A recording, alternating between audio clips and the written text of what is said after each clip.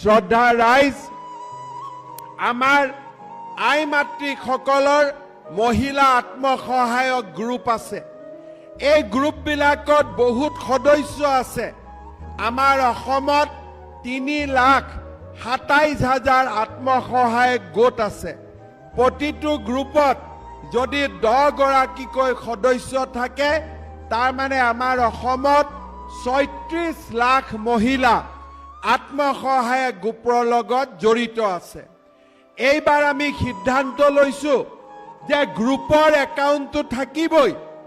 গ্ৰুপৰ একাউণ্টৰ লগত আমি প্ৰথমবাৰৰ বাবে আমাৰ আই মাতৃসকলৰ ব্যক্তিগত একাউণ্ট আমি নিৰ্মাণ কৰিম। যাৰ আছে আছে, যাৰ নাই তাক আমি নতুনকৈ বনাই দিম।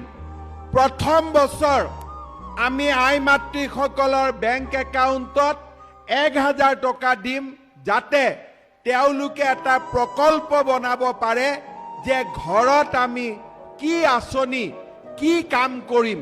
মুৰ্গী পুহিম, ছাগলী পুহিম, মৌ-মাখি পুহিম, গৰু পুহিম, যিকোনো এটা আঁচনি আই মাতৃসকলে ঠিক কৰি ল'ব।